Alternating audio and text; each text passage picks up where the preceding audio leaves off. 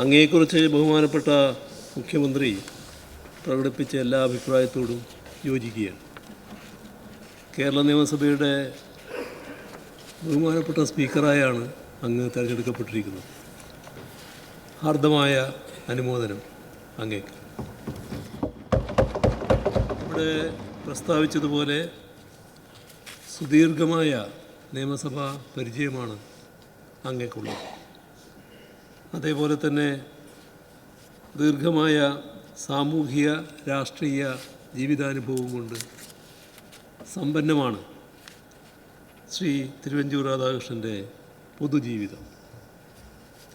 ഒപ്പം നേരത്തെ പറഞ്ഞതുപോലെ വിവിധ വകുപ്പുകളുടെ ചുമതല വഹിച്ച മന്ത്രി എന്ന അനുഭവ പശ്ചാത്തലവും അങ്ങേക്കുണ്ട്. ഭരണപക്ഷത്തും പ്രതിപക്ഷത്തും ഇരുന്ന അനുഭവങ്ങളുമുണ്ട്. അങ്ങനെ നോക്കിയാൽ വൈവിധ്യമാർന്ന രാഷ്ട്രീയ അനുഭവ പശ്ചാത്തലം ഇത് ശ്രീ തിരുവഞ്ചൂരിനെ പ്രഗത്ഭമതിയായ സഭാധ്യക്ഷനാക്കി മാറ്റും എന്ന വിശ്വാസമാണുള്ളത്. നാട്ടിലും ജനങ്ങൾക്കുമിടയിൽ ഇറങ്ങി പതിറ്റാണ്ടുകൾ പ്രവർത്തിച്ചതിൻ്റെ അനുഭവം സഭാ നടപടികളെ ജനതാൽപര്യത്തിൽ നയിക്കുന്നതിനുള്ള അവസരമൊരുക്കും എന്ന് തന്നെയാണ് പ്രതീക്ഷിക്കുന്നത്. ഇവിടെ ബഹുമാനപ്പെട്ട മുഖ്യമന്ത്രി പ്രസ്താവിച്ചതുപോലെ വിദ്യാർത്ഥി സംഘടനാ നേതാവായി, യുവജന സംഘടനാ നേതാവായി നീണ്ടകാലം അങ്ങ് പ്രവർത്തിച്ചിട്ടുണ്ട്. ബാലജന സഖ്യം ജനറൽ സെക്രട്ടറിയായി വിദ്യാർത്ഥി ജീവിതഘട്ടത്തിൽ തന്നെ പൊതുരംഗത്തേക്ക് അങ്ങ് കടന്നു വന്നു.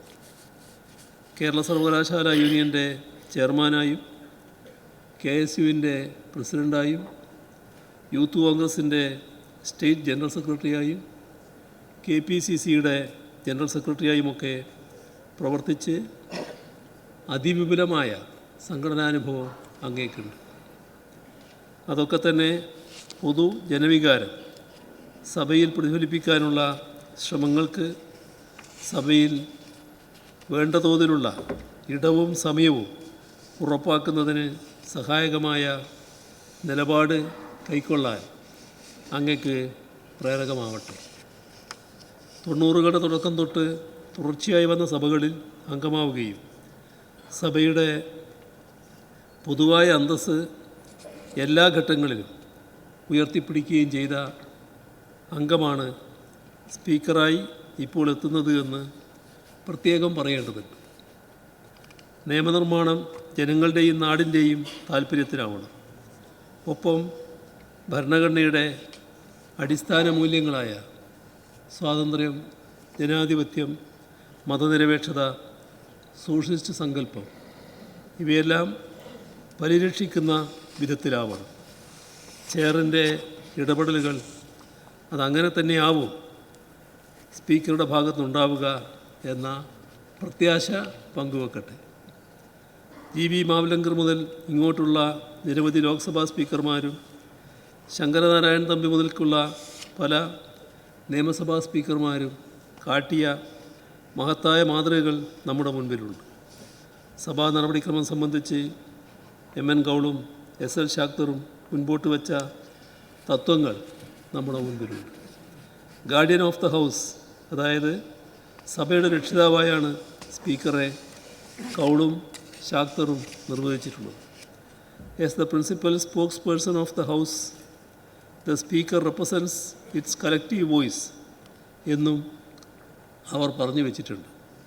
സ്പീക്കർ സഭയുടെ കളക്റ്റീവ് വോയിസിൻ്റെ വക്താവാകുന്നത് അദ്ദേഹം പ്രതിപക്ഷ ശബ്ദത്തെ കൂടി അംഗീകരിക്കുമ്പോൾ മാത്രമാണ്. വിപുലമായ അധികാരങ്ങളാണ് സ്പീക്കർക്കുള്ളത്. അത് ഭരണഘടനാ മൂല്യ ധ്വംസനം ഉണ്ടാവാതെ നോക്കൽ, അതുമുതൽ rules of procedure, conduct of business, സഭാ കീഴ്വഴക്കങ്ങൾ തുടങ്ങി പല മേഖലകളിലായി വ്യാപിച്ചു കിടക്കുന്നതാണ്.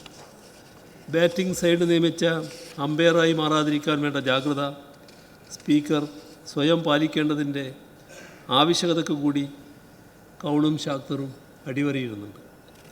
അതൊന്നും ഓർമ്മിപ്പിക്കേണ്ടതില്ലാത്ത വിധത്തിലുള്ള ഉന്നതമായ ജനാധിപത്യ ബോധമാവും പുതുതായി തിരഞ്ഞെടുക്കപ്പെട്ട സ്പീക്കറിൽ നിന്നുണ്ടാവുക എന്ന് പ്രതിപക്ഷം ഉറച്ചു വിശ്വസിക്കുന്നുണ്ട് എന്ന് അറിയിക്കാൻ ഞാൻ ഈ അവസരം ഉപയോഗിക്കട്ടെ.